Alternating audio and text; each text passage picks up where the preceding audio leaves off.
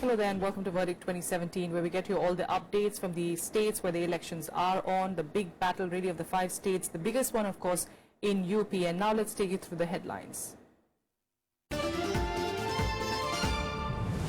The first phase of the Uttar Pradesh elections to start from tomorrow. Polling to be held in 73 constituencies spread over 15 districts.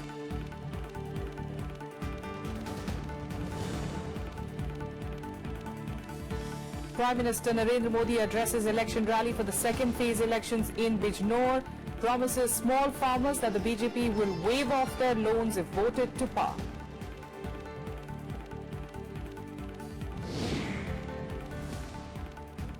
And Samajwadi Party Chief Minister Akhilesh Yadav addresses a rally in Pilibhit, targets the BSP and the BJP.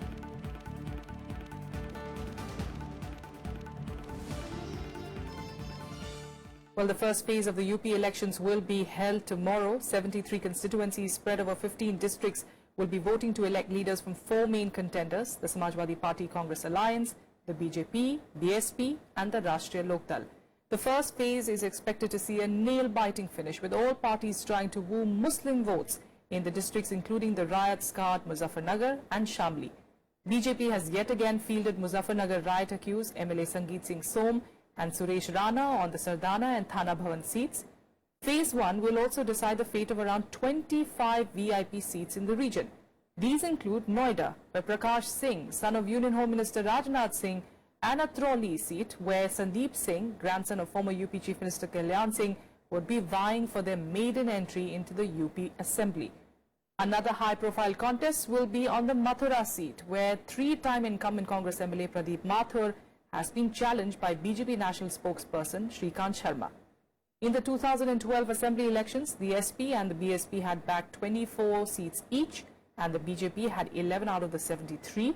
The region is also a stronghold of the Rajya Lok Dal, which had bagged 9 seats, and the Congress only 5. हमने अपने election officials को ये निर्देश भी दे दिए हैं कि वो हमारे आचार संहिता का अनुपालन और उसका कार्यान्वयन बिना किसी भेदभाव के, बिना किसी पॉलिटिकल पार्टी में डिस्क्रिमिनेट किए हुए उसका इम्प्लीमेंटेशन सुनिश्चित करें। क्योंकि कैराना फेज 1 में स्थित है, हमने वहां के इलेक्शन से संबंधित जिला मजिस्ट्रेट, पुलिस अधीक्षक और उनके आला अधिकारियों को ये आगरा की मीटिंग में निर्देश दिया है कि वो इस बात का प्रचार प्रसार करें, इस बात को उनके क्षेत्रों में जहां से वो विस्थापित हुए हैं या जहां चले गए हैं उनके यहाँ इसका प्रचार प्रसार करें कि वो यदि वापस आना चाहते हैं और अपना वोट डालना चाहते हैं, उनको पूर्ण सुरक्षा प्रदान की जाए। And our correspondent Navikram Singh took stock of the overall poll preparations in Goa and Punjab district. The district is going to polls in the first phase of the assembly elections tomorrow. UP is all set to witness its first phase of assembly election tomorrow. We are now in Gautam Budh Nagar district. Final checks are being done by polling officer. As you can see, let's talk to some polling officers. Sir, आप लोगों को चुनाव आयोग की तरफ से कुछ निर्देश दिए गए हैं, क्या निर्देश दिए गए? हमें समय से अपने पोलिंग स्टेशन अपने यहाँ पे जितनी भी स्टेशनरी मिली है, ईवीएम मशीन वगैरह, उसको चेक कर लें और समय से अपने पोलिंग बूथ पे पहुंचे। अच्छा, अपना नाम बता दीजिए। मेरा नाम भागमल सिंह है। ये जानना चाहूंगा सर को जो इस बार हम यहाँ देख रहे हैं, इस बार नाम, उनके फोटो और निशान, तीनों चीजें। शुक्रिया हमसे बात करने के लिए। Stakes are high for all political parties as this phase likely to set tone for remaining phases, which would end on 8 March. With camera person Manoj Kumar, Navikram Singh, Rajya Sabha TV, Gautam Budh Nagar. And as always, we get you experts to give us an idea of what really we can expect in particular states, especially in Uttar Pradesh, a big contest definitely for the BJP as well. And we're in fact joined in studio right now by Parsa Venkateshwar Rao Jr., who's a senior journalist, joining us in fact right here. Parsa sir, thanks so much for being with us. Talking about the first phase, I know it seems like we've been waiting forever for the UP elections to finally begin, what with all the rallies and the narabazi that we've been hearing. But what expectations do you have of the first phase? How significant is it for all these parties, especially the BSP and the BJP? Because I think it's quite a crucial phase because nearly less than 1/4 of the seats are based in this area, about 70 seats out of 403.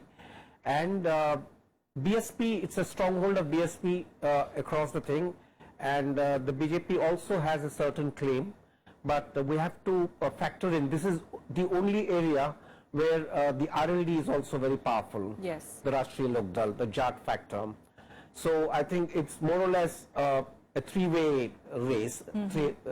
And though the number of seats in which RLD will be prominent might be few, but they pose a challenge in every seat. As far as BSP is concerned, I think BSP has to fight the election across the state, though this western sector is also very important, but BSP leader Mayawati knows that it will not be sufficient.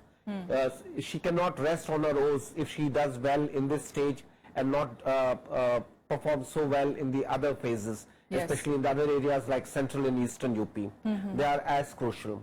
As for BJP, I think BJP has a very tough stance because it's going to face both BSP and RLD in a very limited fashion. So we are all at a speculative level, We really do not know. The Indian voter, especially the UP voter or anywhere else, keeps his cards close to his chest, and he is not going to reveal his preferences. So, but what is to be kept in mind is that this UP election, state assembly election, will not in any way reflect the 2014 Lok Sabha election.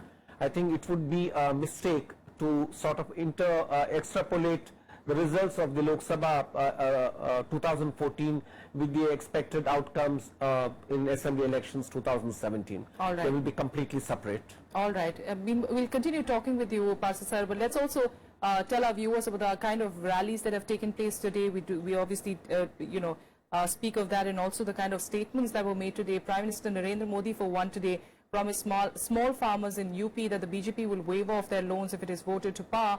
While addressing an election rally in Uttar Pradesh's Bijnore area, Modi criticized the Chief Minister as well for deteriorating law and order situation in the state. Take a look. Prime Minister Narendra Modi on Friday addressed a campaign rally in Bijnore. Targeting the ruling Samajwadi Party's poll alliance with the Congress in Uttar Pradesh, the Prime Minister urged people to reject the two clans. He slammed the Akhilesh government, saying that people of Uttar Pradesh did not deserve an inefficient state government that failed to work for their well-being. क्या उत्तर प्रदेश की सरकार का स्वयं का जो कानून व्यवस्था का रिपोर्ट है वो उस बात की गवाही नहीं है कि यहां आए दिन बहन बेटियों पर बलात्कार होते हैं? इतना ही नहीं भाइयों बहनों, समाजवादी पार्टी ये पार्टी नहीं है, कुनबा है, कुनबा, एक परिवार का कुनबा। और ये दो पार्टियों का गठबंधन नहीं है, एक गठबंधन दो कुनबों का है, एक दिल्ली वाला कुनबा और एक सफाई वाला कुनबा। Promising a loan waiver to small-scale farmers, Modi said he will help debt-hit sugarcane farmers if the BJP came to power in the state. जो छोटे-छोटे किसान हैं, भाजपा की सरकार बनते ही इन छोटे किसानों का कर्ज माफ कर दिया जाएगा। मैं भी उत्तर प्रदेश का सांसद हूं।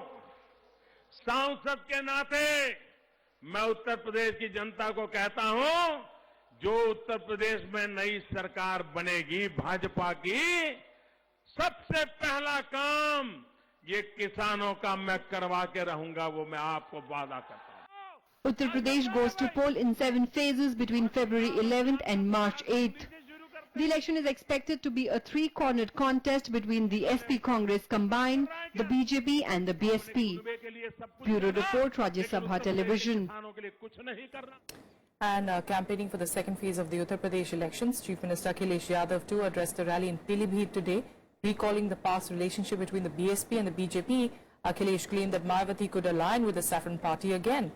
Targeting the BJP, Akhilesh said that the demonetization drive implemented by the government caused hardships to everyone, and people were forced to stand in long queues for hours. The Samajwadi Party leader also addressed an election rally in Firozabad. एक भी seat नहीं मिली और हमें जानकारी करें कि आखिरकार Bahujan Samaj party की सीटें जीरो कैसे रह गई। और यकीन मानना, जब सच्चाई सामने आई तो बहुजन समाज पार्टी ने अपना पूरा वोट और कई जगह वोट भारतीय जनता पार्टी को ट्रांसफर करा दिया। ये सावधान रहना, ये चुनाव हो सकता कुछ भी कहने, लेकिन इनके रिश्ते पुराने भारतीय जनता पार्टी से 3 बार मिलकर की सरकार बनाई थी। And BSP Supremo Mayawati today asserted that her party will ensure complete law and order in the state if voted to power. Speaking at a rally in Majhola area of Moradabad, she promised to restart all welfare schemes stopped by the Samajwadi Party government. Dismissing the SP Congress alliance, the BSP chief said that the Congress had formed an alliance with the anti-minority Samajwadi Party. कि उत्तर प्रदेश में BJP ने अपने पूर्व में रहे लगभग 6 वर्षों के शासनकाल में यहाँ विकास व जनहित व जन कल्याण के कार्यों की तरफ ध्यान न देकर केवल अपने आरएसएस के एजेंडे के मुताबिक ही चलकर यहाँ अधिकांश सांप्रदायिक ताकतों को ही मजबूत किया है।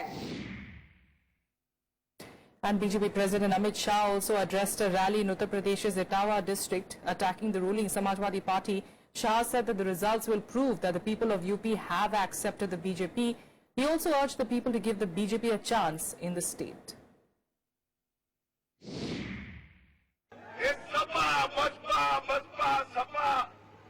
ये जो क्रम चला है ना, उसने पूरे उत्तर प्रदेश को विकास की दौड़ में पीछे छोड़ दिया है। उत्तर प्रदेश की जनता ने सपा को भी मौके दिए, बसपा को भी दिए, चाचा को भी दिए, भतीजे को भी दिए।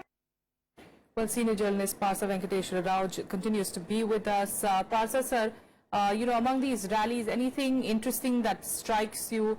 One, of course, is, how Narendra Modi is going at it as far as Rahul Gandhi is concerned. The Congress alliance with the Samajwadi Party, something he's going at every time. And, enough mocking, of course, going on as well of Rahul Gandhi. I think it's a natural thing for him to attack the Mulayam Singh Yadav clan and the Nehru Gandhi clan, because that is one of the vulnerable points of the SP Congress alliance. Though the social base is very strong, and it would be difficult for the BJP or the Prime Minister Narendra Modi or BJP President Amit Shah to take into account the complex picture. Usually in an election campaign, you simplify things, you polarize things, and just paint it in black and white. And that is what the BJP is good at doing, and that is what other parties also try to do, of painting the other rival as nothing but bad. But I'm not very sure whether that will work. That is what is to be seen. The populist gesture, the populist promise that Prime Minister Modi is making, that he would write off the farmers' loans, seems a little too opportunistic, in the sense that there is not much that has happened in the last 2-3 years what the central government has done or could have done for the sugarcane farmers. I mean, they could have intervened in an indirect fashion, though agriculture is a state subject, though the agricultural cooperative banks are in the hands of the local politicians. There is much that the BJP government at the center could have done to sort of offer relief to the farmers, but they have not been able to do it for various reasons. So for now to come forward and say that we will offer relief if we get elected, looks like a bargain, which perhaps people would keep that in mind. Also, is this an election which will sort of give us an idea of how much of an impact does the demonetization move actually make for the BJP?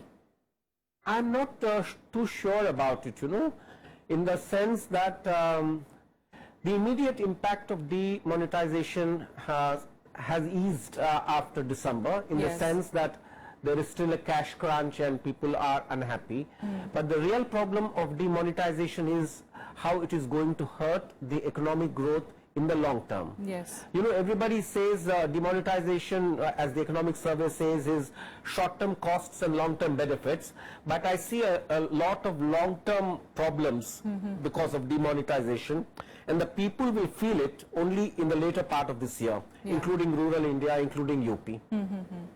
So, as a matter of fact, if you notice, the BJP leaders, both Prime Minister Modi and BJP President Amit Shah, are not really harping on demonetization. Yes. Because they know that is one thing that has hurt the rural economy. That is one thing that does not go well with the rural mindset. Yes. Because they want to see the money, they want to spend the money in cash.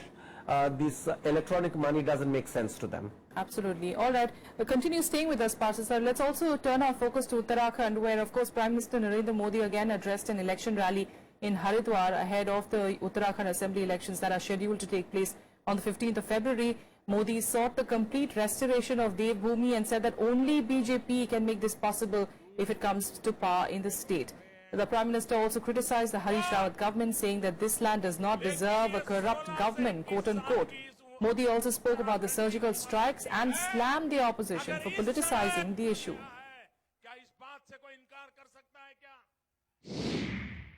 Uttarakhand में भाजपा की सरकार बनेगी। ये लूट चलाने वाले, ये जंगलों को बेचने वाले, मैं आपको विश्वास देता हूं, भाजपा की उत्तराखंड की नई सरकार एक एक का हिसाब पूरा करेगी।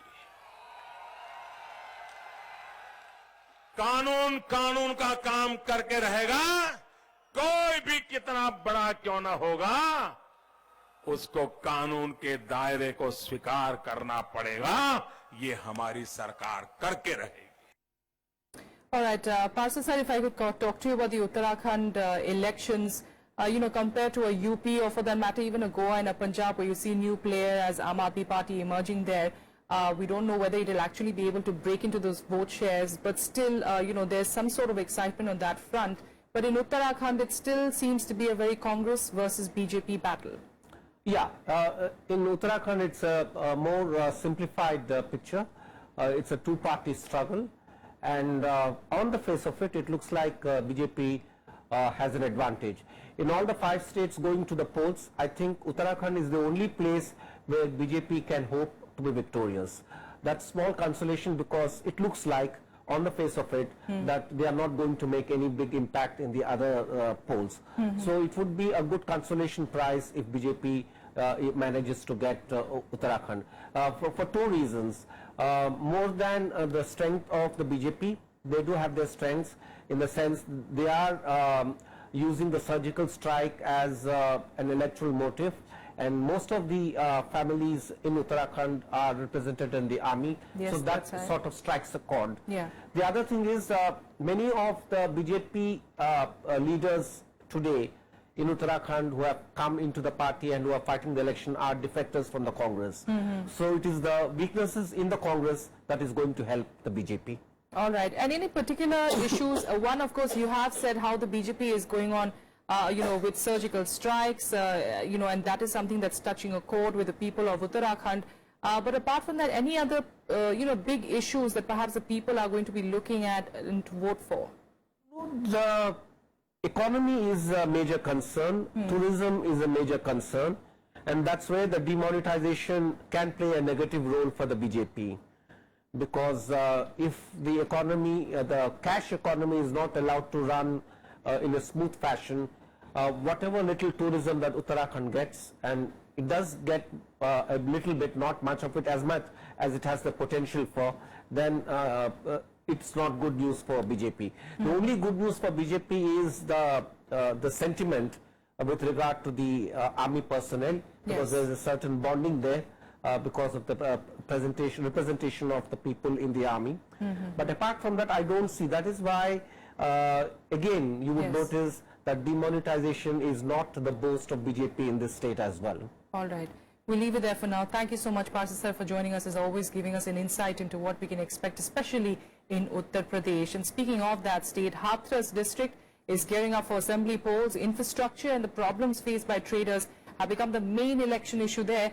But the biggest issue remains demonetization, which has affected not only small businesses but also agriculture. Here's a special report. Uttar Pradesh's Hathras district is known for its supply of colours and asafoetida. The district, first called Mahamaya Nagar, was created when Mayawati was Chief Minister in 1997 and then renamed Hathras when Samajwadi Party took over. This constituency has 3 seats, 2 of which are with the BSP, while 1 is with the SP. Despite the promises made, Hathras lacks in infrastructure.